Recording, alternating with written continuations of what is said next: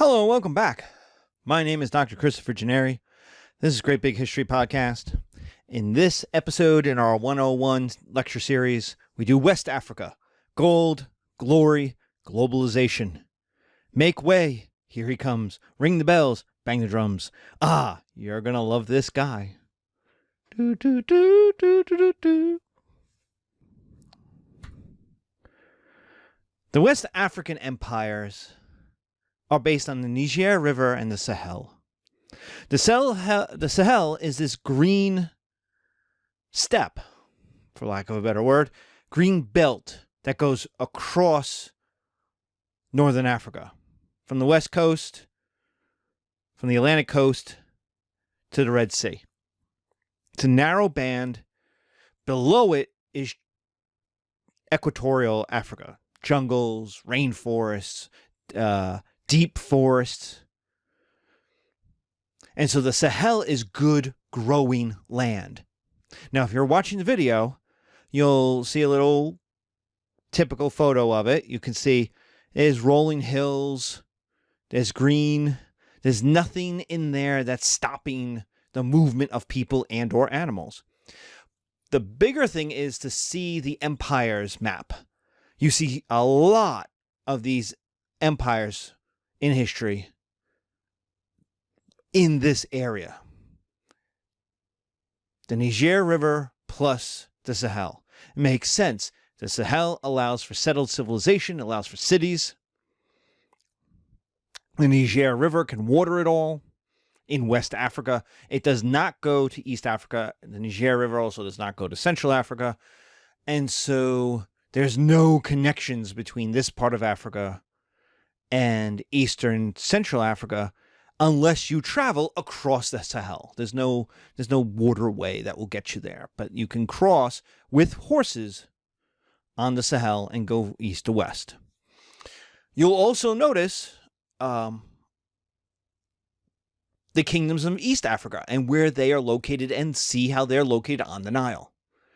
So just as West Africa is located on the Niger River and the Sahel, East Africa is on the Nile, and you have these concentrations. And there are other states here and there, but the main concentration are in these two areas. This is why we talk about them.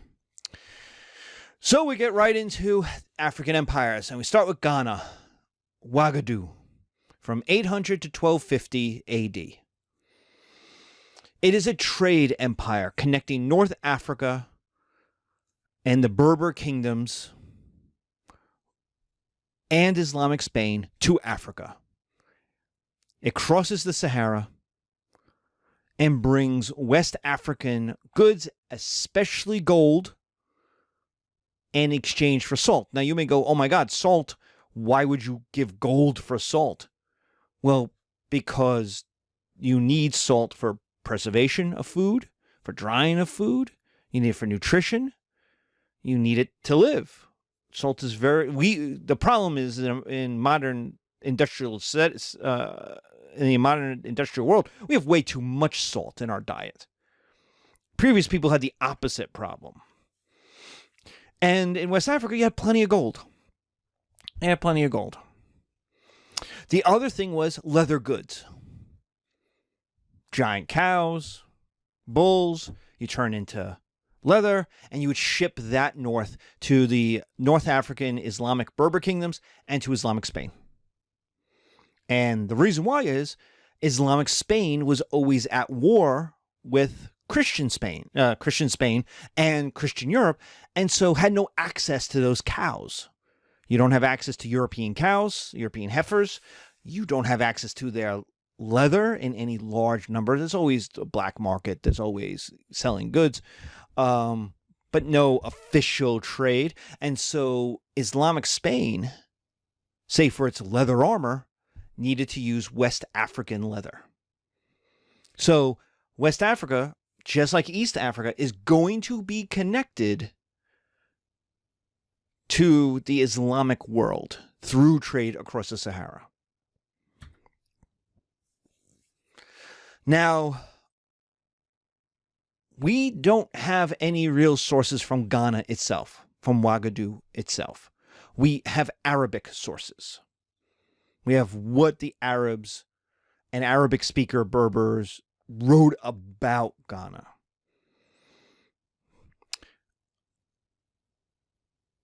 What we know is they had matrilineal kings. Kings followed the female line of succession. They had a centralized state, but a decentralized vassal state. So you had a strong core, what we call a metropole, and then the places that Ghana conquered or absorbed into its larger empire were able to run themselves. In some ways, this is very much like Persia. The Persians remember, Babylon run itself. Like the Babylon king stayed in Babylon. The Lydian king stayed king of Lydia. He just made sure that taxes went to Persia. So you had a centralized state. You had a king, you had a government, you had an army, you had taxation, you had law. But as you got farther away from Persia itself, you had not independence, but decentralization. Vassal states were able to do their own thing. In some ways, this is like the Republican form of the United States, right? You have a centralized government in Washington, D.C., but individual states control a lot of how they run themselves. Ghana means war chiefs. So war was important, obviously. I mean, if your country gets named, I shouldn't say you calling your country because we only have Arabic sources. So the Arabs are calling Ghana, Ghana, and Ghana means war chief. That tells you about who they think is important in Ghana.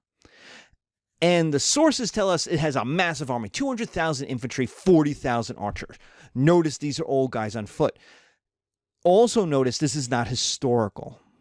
These numbers make no sense in history, right? You couldn't feed that many people in and military at one time. So this might be all of the men of Ghana if you armed all of them. It's also very possibly just an exaggeration. But the idea is Ghana is powerful. That isn't an exaggeration. Ghana is powerful. It is a powerful West African state. So it's saying it has lots of people. It has lots of archers. It's a powerful state. So you make up big numbers to kind of give the idea of power. Because if you say it has 30,000 troops, other countries have that, and you go, oh, that sounds normal. Well, you're trying to, like, he's huge. He's 10 feet tall. Well, actually, it's Goliath, right? And David versus Goliath. People are like, oh, Goliath. I've had students who Goliath was 12 feet tall. No, Goliath was like 6'6", 6'8", tops. Because remember, David is 5'2". So if you're 6'6", like, you're huge. Have you ever met a basketball player? Like, even a fairly small basketball player, 6'6", like Michael Jordan is, or 6'8", and you're you. You get the idea. So we're not historical. We don't have Ghana sources. We have what people are writing about it, and what they want to say is they're good at war, Ghana war chiefs. They got a powerful army, lots of people in it. It is a cosmopolitan trading state. It's connecting Africa to the Islamic world. And what it does, the big innovation of Ghana, of Ouagadougou, is to bring in Islam, to convert from a paganism, a polytheism, to a monotheism. This is a slower process, but the government does it. And why? Because Islam in 800, 900, 1000 is the most sophisticated culture on earth. Way better than whatever is going on in Europe. Islamic Spain, Cordoba, is a city of maybe 1 million people. It has lit streets. It has sewage systems underneath those streets. It has sidewalks separating cart traffic from pedestrian traffic. Meanwhile, Paris and London are disgusting. Full of cholera. They're not really worth mentioning as capital cities. In a world that has Cordoba, in a world that has Carthage, in a world that has Alexandria and Constantinople. I mean, Constantinople's Christian at this point, but it's still under the Byzantines. But So the Ghana kings see Islam as this sophisticated governing system, not just belief system, but governing system, and brings in Islamic scholars to help improve the government, the law, the taxes. And this is a huge success. There are 12 mosques alone in the capital city. And by 1150, Ghana and most of West Africa on the Sahel have converted to Islam. And Islam is going to be the most important unifying cultural connection in West Africa till the Europeans show up, basically. So what happens to Ghana? Why does it decline? We don't know. Honestly, we just don't know. The best guess is a series of weak kings. We know that the vassal states begin to break off. So it's kind of like India, or it's kind of like more like India than China, where it breaks apart into pieces. The farther away places break away first and, more. So the vassal states get independence. We know Almohad, Spain, intervenes. They march across the Sahara with an army to kind of whack Ghana. Why? Why would they whack co-religionists? Well, because money is more important. Almohad, Spain, is at war with what's left of Christian Spain up in the north. It's losing. It's slowly losing. It's at war with Christian Europe. And it's got a problem. And that problem is it needs money. It needs gold. Okay? Where's its gold coming from? It's coming from West Africa. This is where you have the gold supply. It needs gold. Why? To hire troops, to build ships, to make weapons, to pay farmers for food for the armies, for all of that stuff, to build defensive networks, castles, all that kind of stuff. So you need gold, physical gold. You need gold in your hand. What's the problem? Well, Ghana became so powerful, it dominated the major gold mines. It dominated West African gold. So it meant it jacked up the price. Of course it would do that. It has a monopoly. They're co-religionists, but they ain't dumb. And so as Ghana absorbed these other states that could trade gold with Spain, with Islamic Spain, they jacked up the price, because it's like Comcast for those of you who are in the Philadelphia area. Like, where else are you going to go? So when Comcast says, all right, you're going to pay us $200 a year, you say, I hate that. I'm going to go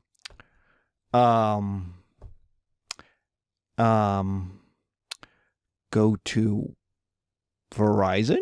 And Verizon's like, you're going to pay us $198. Because where else are you going to go? And like, okay. Because they have a monopoly.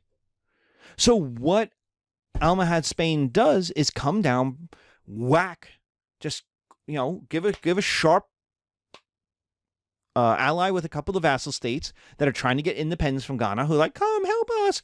They come down, they send an army down across the Sahara, show up, get some allies, beat up the Ghanese army, right? Allow these vassal states to break away, and then they turn around to the vassal states and say, okay, instead of 1,000 tons or 100 tons of salt per pound of gold, I don't know, but you're going to make it 10 tons. You're going to lower the price by 90%, and a lot of these vassal states say okay, because they're getting money.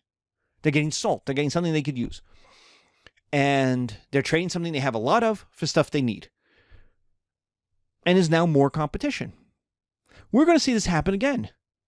That the problem for West Africa in the period before the Europeans show up is actually being too successful.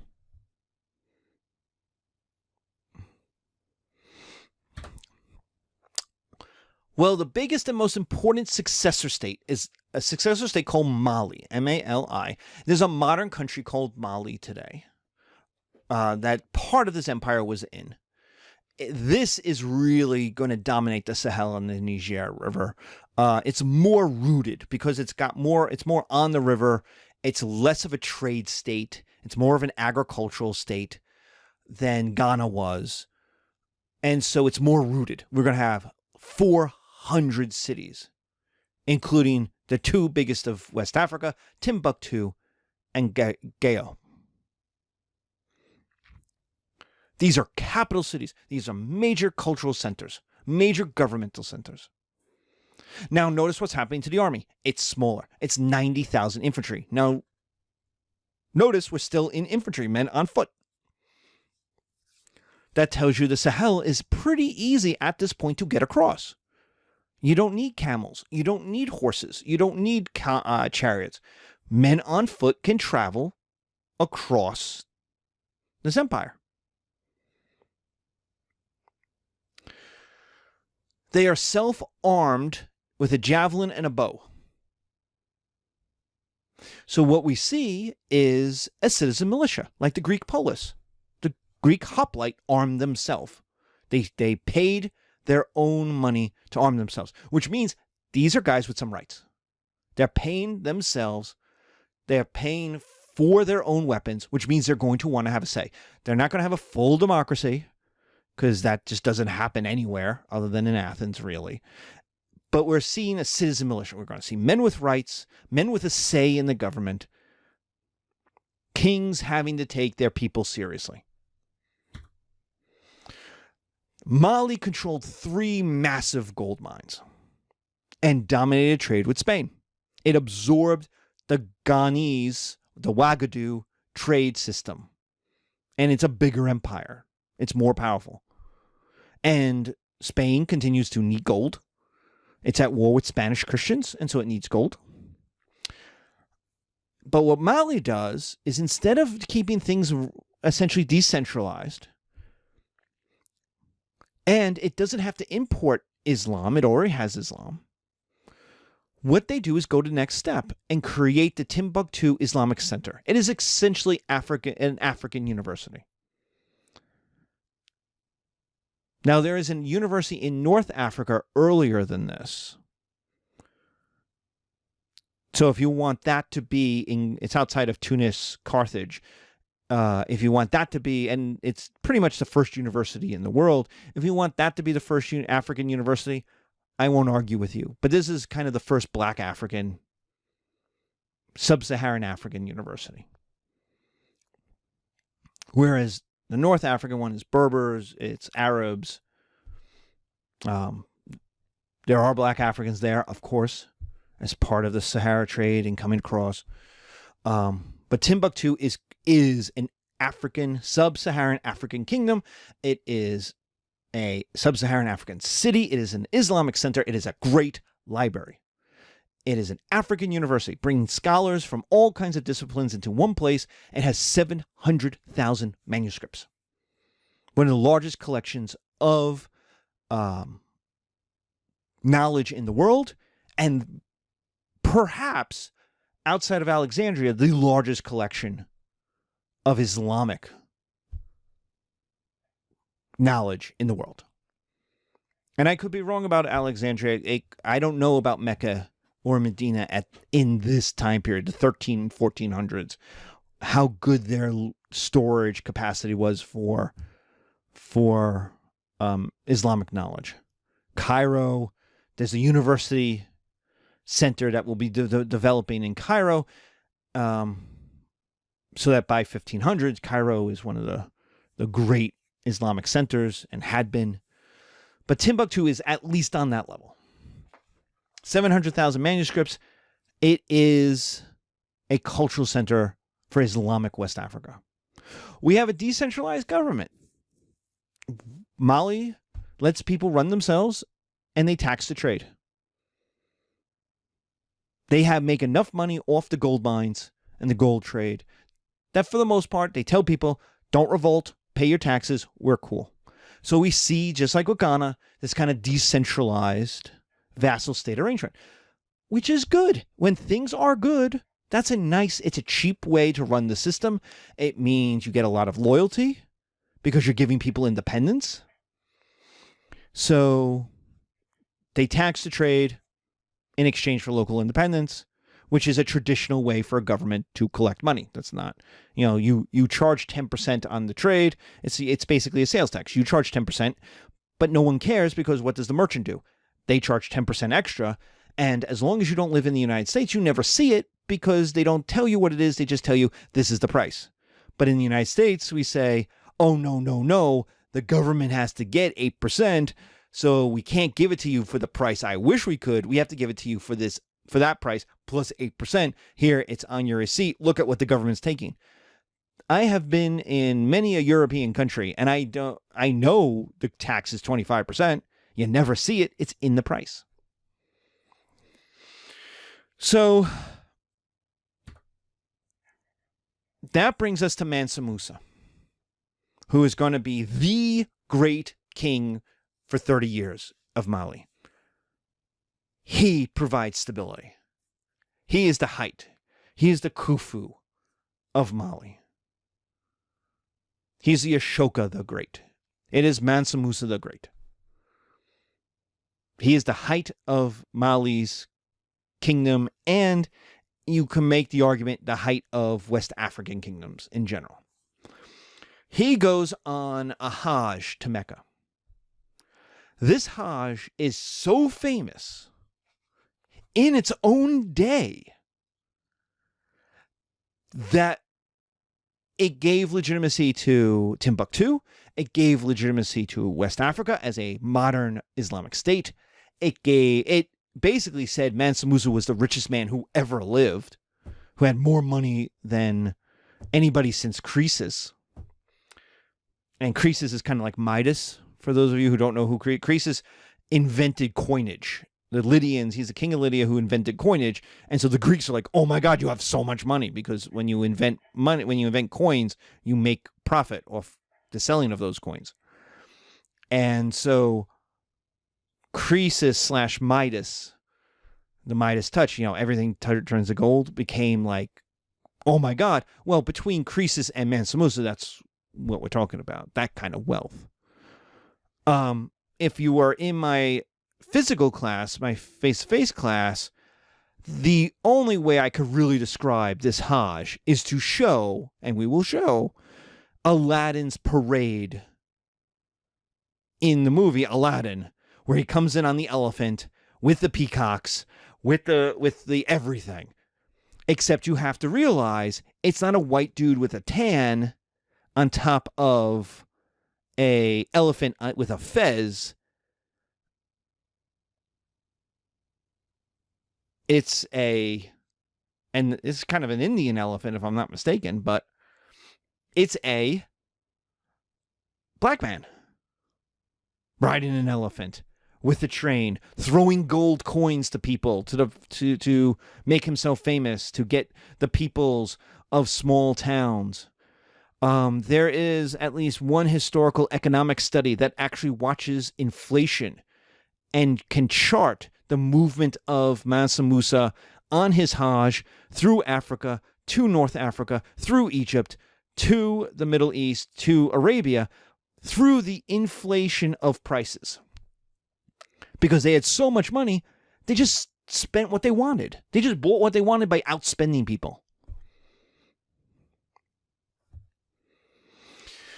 And so, if you want an idea, go watch Aladdin's parade.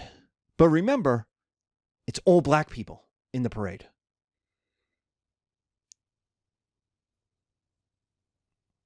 It is a celebration. It is an explosion of black African Islamic culture and demographics marching its way through the African, Islamic, and Arabic worlds. And was celebrated in its own day as just stunningly famous. Mansa Musa is basically the most famous black African since the Queen of Sheba.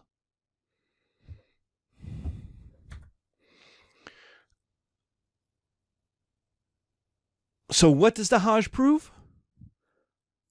That West Africa is rich. It is modern and is an important part of the Islamic world. And what does Mansa Musa do? Hire people.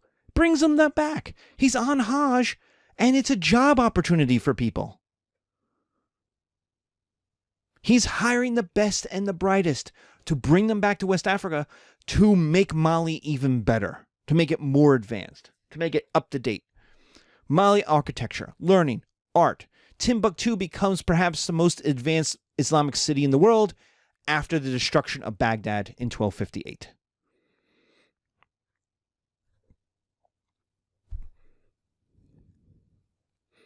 There is not a level of sucking in of talent, of just a vacuum cleaner of talent into one place. I don't even know what will replace it.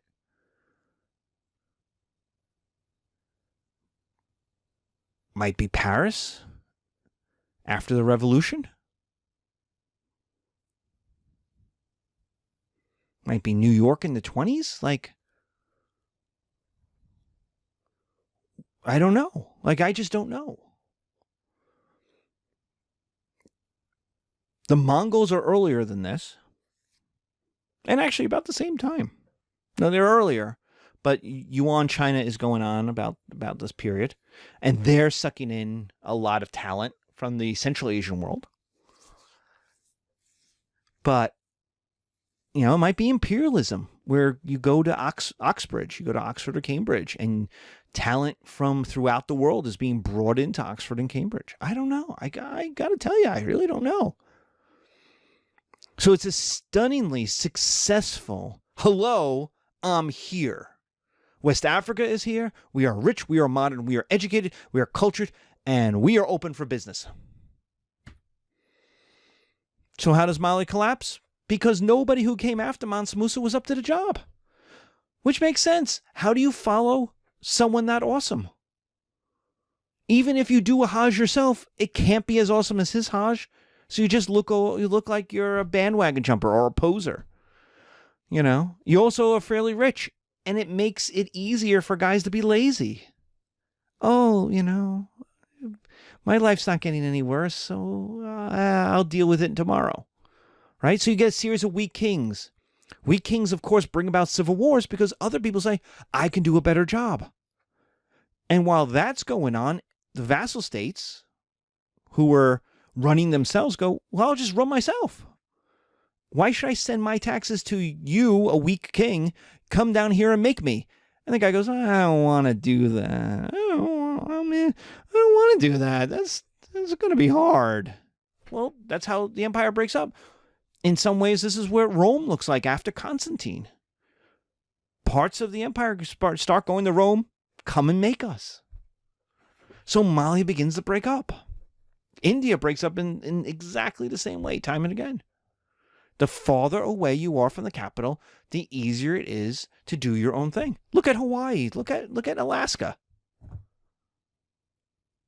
They're so far away. Do you? I've been to Hawaii. You know, I've not lived there. I've been there for an extended period of time to do some academic work, and I'll tell you, you wake up and the world is over. You wake up, Chris Hayes is on MSNBC saying goodnight. And you're like, oh, okay. The day has passed. You have an entire day to do whatever you want. The news has been made. All the crazy stuff is over. They're now talking about it at night. Chris Hayes and Rachel Maddow are like, hey, well, you know, it's over. Good night. See you later. And the Angels are on TV. Like, they're playing the late game. Right? You get the Angels or the Seahawks playing. And you're like, all right. And that's like in the morning. It's like, okay. So Hawaii and Alaska are basically independent countries. They're part of the United States, but for all intents and purposes, they're doing their own thing. And everyone shrugs. You know? We talk about, like, for example, like socialism. Like, people go, oh, socialism, and Republicans say socialism in America, give you money. Alaska literally has socialism. They take the money from the oil, they divide up the profit, and they give everyone a subsidy who lives in Alaska. A Republican state full of Republican government gives people money for just being Alaskans. And good for them. It helps the people. But you could only do that. You couldn't do that in Virginia. You have to do it in Alaska because everyone looks at Alaska and goes, it's Alaska. And you shrug. It's too far away. So Mali breaks up because the farther away they are from Timbuktu, from Gao, the harder it is to hold it together. And what happens to Mali is it breaks up into these pieces, and then a new kingdom by about 1500 called Songhai comes in and takes most of the west and the north. In 1545, it takes the capital. And so Songhai, this last empire, which is going to, again, be based on the Sahel. You can see it on the map. It's this line across. It's the Sahel, the Niger, but also it has these trade routes across the Sahara. It's based in Gao in the 1430s. It's going to win its independence from Mali, and then it's going to start eating Mali. It's going to absorb Timbuktu, and it's based on a conquering founder, a warrior king named Songhai Ali. Now you see, he's Arabic.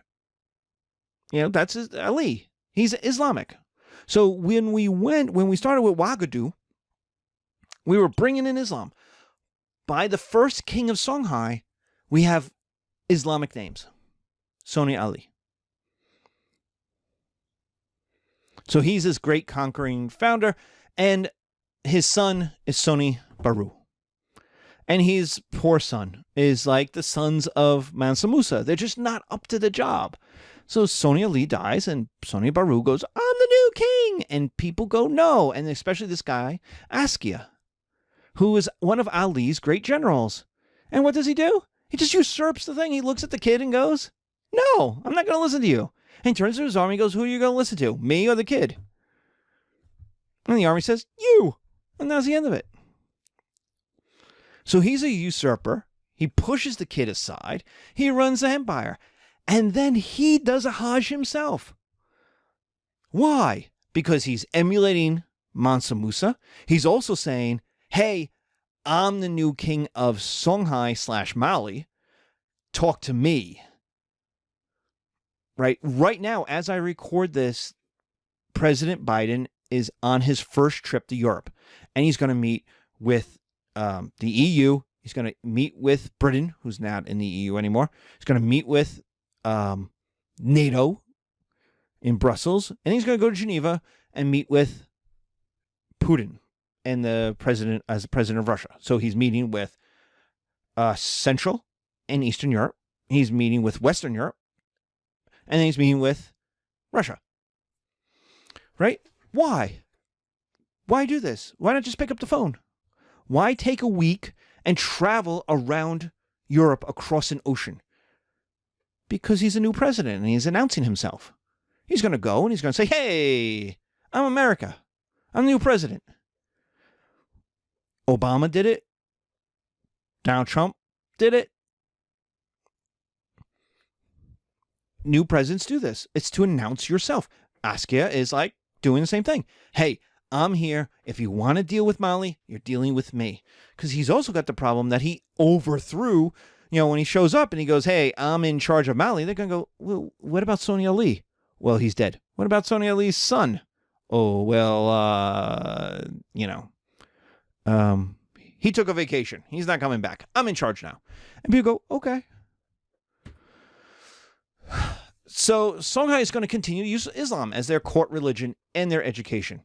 They have a professional army. Instead of having these citizen soldiers, they're going to have a professional army. And you can see we have entered history now. By 1500, our sources are historical. It has 30,000 infantry, 10,000 cavalry. Notice we've added cavalry. This is how much bigger Songhai is. And we've added a navy on the Niger. It is a fast-moving army that controls cities. This is a more centralized government, with a better army than Mali was. Because Mali could let vassal states do their own thing. And if it needed to defend itself, it could bring its citizens together. Songhai has a professional army, which means they're always soldiers. It's fast-moving cavalry. It's fast-moving on its navy. It's expensive and sophisticated cavalry and navy, right? And it's a size that makes historical sense. 40,000 people plus another 10 to 15,000 people in the navy. Boom. 50,000 people. You know that's what a good-sized, powerful kingdom would have. Because that's historically how big these armies are. So how does Songhai collapse? Well, the problem is Askia's sons revolt against their dad and then against each other. So their dad was a usurper. So the sons are usurpers. Get out of my way, old man. Kind of like out of The Simpsons. Oh, son, you finally found me. Get out of my way, old man. You know, they're like, you usurped against Sony Baru. We can usurp against you. And Askia's like, no, I'm your dad. And like, well, we want to be in charge. And then they hated each other. So they fought against each other. Well, here's the problem. This is a mess, right? And there's Morocco. Now, Islamic Spain has been conquered by the Christians. That ended in 1492. So, all right. So, while the Songhai Empire is going on, we're talking Islamic Spain is losing. And remember, Islamic Spain needs money from the gold from West Africa, right? So now this is a mess. So now, having Islamic Spain collapse, that means Morocco, the king of Morocco, is now on the front line of fighting Spanish conquistadors, who are now fueled by gold that's coming from the Aztecs and the Incas. So suddenly Spain has more money than it knows what to do with. Morocco has a problem, and that problem is it now has to fight, or it has to get ready to fight, a super powerful Spain, and its main gold supply is a mess because all the sons, Askia is revolting against his lord, the sons are revolting against Askia, they then fighting each other. Like, dude, that's bad for business. And so what Morocco does is it takes its gunpowder troops. It has a more advanced army than Songhai does. It's a slower army, but it's more advanced. And they take their cannon, they take their gunpowder, and they march down across the Sahara and break it up. To stabilize the gold trade in 1591, they whack Songhai so that they could create allies that could create a stable gold trade for them. A stable Saharan trade. Songhai's not working. We're going to put somebody else. And we're going to make a bunch of them, just like with Ghana. You're going to have a bunch that compete against these others. So that keeps the trade, that keeps the costs low, but also keeps the supply up. They're going to compete against each other. And that will stabilize Morocco's gold situation so it can turn around and fight Spain.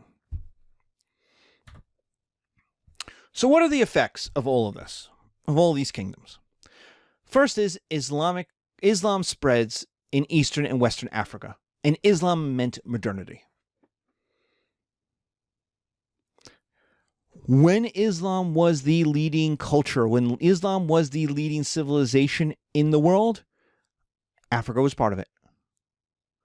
As Islam begins to decline in the 13 and 1400s, as Arabic Islam begins to decline in the 13, 14, 1500s, the Mongol invasions, the Reconquista in Spain, the Turks, as that's happening, African kingdoms begin to suffer as well. They're very much tied to the strength of the empires they're trading with.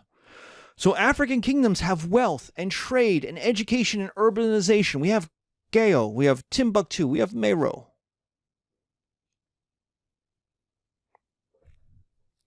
We have massive cities on any scale. We have Arabic and European slavery affects the coast, but not the kingdoms. But African kingdoms had slavery, and they would enslave interior peoples. So we see this especially in East Africa. West Africa had slaves too. Why? Africa is huge, and there wasn't a lot of people. So labor was more important than land. You could own 1 million acres. How do you farm it? How do you make it work for you? You need slaves. And so warfare was about capturing slaves.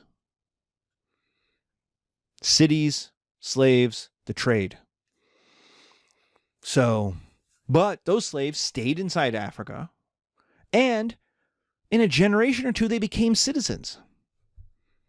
They got reabsorbed into the civilization.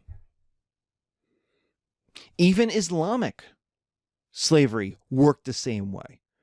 You might have the African slave in the Islamic world for a generation, but you also had to teach them how to be Muslims. Especially you had to teach their children how to be Muslims. And remember, rule 1, Muslims can't own other Muslims as slaves. What's rule 2? Excuse me.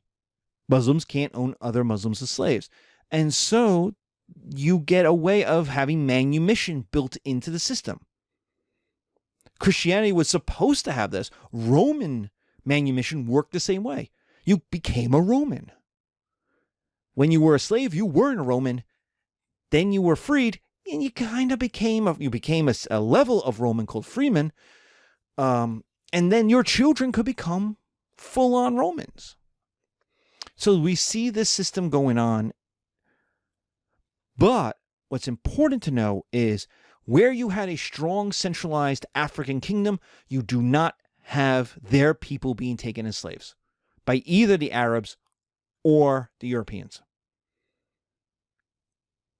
Songhai, Mali, Ghana, their people are not being taken. Kush, Meroe, Nubia, their people are not being taken into slaves. Their peoples are citizens of an empire that is strong enough to protect them. African kingdoms grew up protected and connected with European and Middle Eastern world. They had a connected economy, they had a connected religion, and they had connected cultures. They may be at the end of these cultural and economic and trade connections, but they were part of those worlds. I know, I'm using a bunch of Aladdin references, right? That's not an Aladdin reference. That's a Little Mermaid reference. So Disney references all around. But they're part of the world. It wasn't weird. They weren't cut off. They weren't uncivilized. They're in fact very civilized.